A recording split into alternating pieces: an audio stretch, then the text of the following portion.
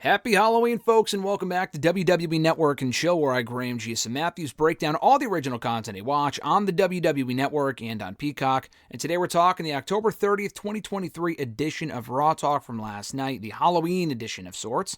Megan Morant and Matt Camp in the studio breaking down what I thought was a great edition of Raw for Monday.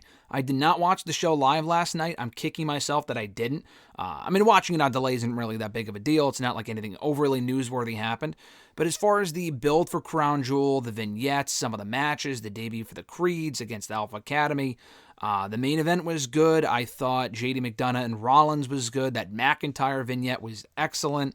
A lot of the things, even the Miz and Gunther segment on Miz TV was great too. I really enjoyed last night's show. So they opened up the episode here running down the biggest headlines from that episode last night, replaying Miz TV with Miz and Gunther, kind of setting the stage, planting the seeds for a future face-off between the two for the Intercontinental Championship. They also preview next week's Fatal 4-Way, where the winner will earn a future opportunity at that Intercontinental Championship, involving The Miz, Bronson Reed, Ricochet, and who is the other individual? Oh, Ivar as well. We hear from Miz backstage here with Byron Saxton. Miz says that Gunther was disrespectful by not showing up to Miz TV on time. He was too busy pleasuring himself to Ivan Vanko. Is that fucking Ghostbusters too? Whoever the Russian guy is from, or German. I have not seen Rocky IV, so excuse me. I don't know exactly what he's talking about, but I have heard the name before, and I don't think it's Ivan Vanko. I think that's Ghostbusters too, but anyway, which is also a great movie, and I do plan on watching Ghostbusters, the first one back today. One of my favorite movies of all time, an annual Halloween classic.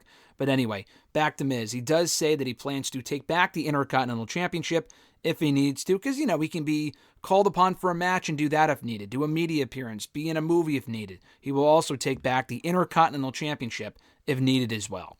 And then he asks Byron what he was wearing for Halloween this year. Byron was about to answer. Miz says, "I don't care," and walks away. So he's clearly not a full-fledged babyface. If you were thinking that, not yet the case. Maybe it soon will be. We'll find out. It's not like Bronson Reed faced Gunther and is automatically a babyface. He wasn't really much of a babyface. It was a heel versus heel dynamic, and they had a great match.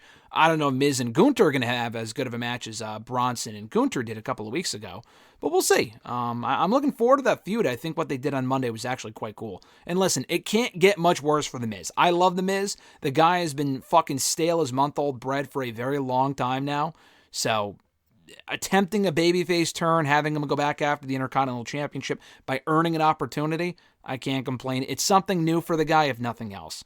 Matt Camp kind of echoes those same sentiments, saying that Miz always steps up when needed. They also recap the Alpha Academy match against the debuting Creed brothers, who had a very impressive performance, won the match clean too. Great match, really enjoyed it.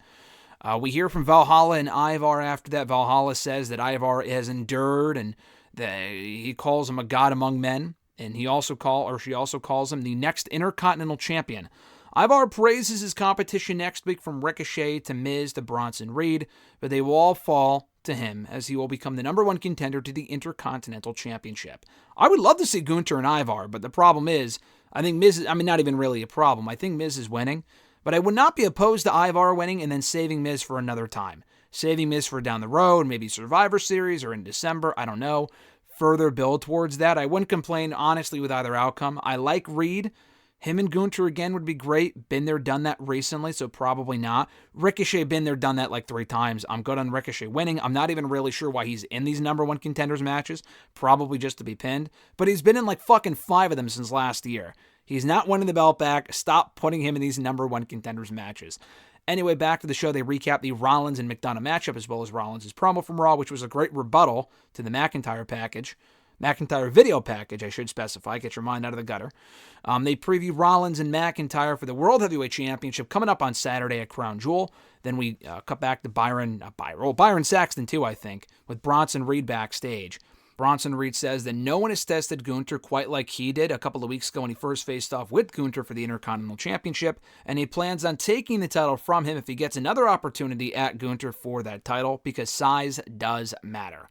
He knows what he's doing when he says that. Bronson Reed is not a dumb guy. He's a pretty funny guy. He knows what he's doing when he says that. Fine stuff here from Bronson Reed, though.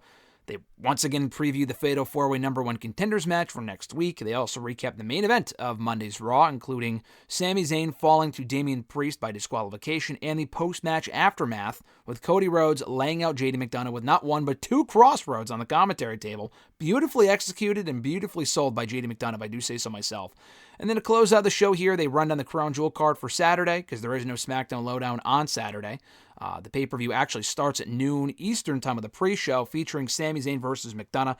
We've seen the match before, but they wanted Sami on the Saudi show. They went nuts for him on the last Night of Champions Saudi show back in May, so I can't complain about that. It is what it is. But anyway, they run down the Crown Jewel card for Saturday and also plug LA Knight, Lex Luger, and Johnny Gargano. What a fucking trio for the bump coming up on Wednesday, coming up tomorrow. This was fine stuff, kind of a nothing show here from Raw Talk. I was already looking forward to Crown Jewel. This kind of drove that home and also hyped up stuff for Raw coming up next week. Not just Crown Jewel, but specifically the Fatal 4-Way match for the number 1 contendership, the Intercontinental Championship, coming up next Monday on Raw. Like I mentioned, though, no SmackDown Lowdown review on Saturday because of the pay-per-view airing early. That's always the case, so no episode, no review from yours truly, and no SmackDown audio review either. The show airs so late on Friday, I'm probably not even going to be able to watch it live, let alone the pay-per-view. If I'm lucky, we'll see. So no SmackDown audio review on the channel this week or a SmackDown Lowdown review. Both that stuff will be back next week here on the channel. But as far as this one goes, thank you guys for checking out my review. I appreciate it. Be sure to like the video, drop a comment, share the video, and subscribe to the channel for more daily content. Have an awesome one. Have a very happy Halloween. I got to go off and watch Ghostbusters. I'm Graham G. Matthews, and I'll catch your ass down the road.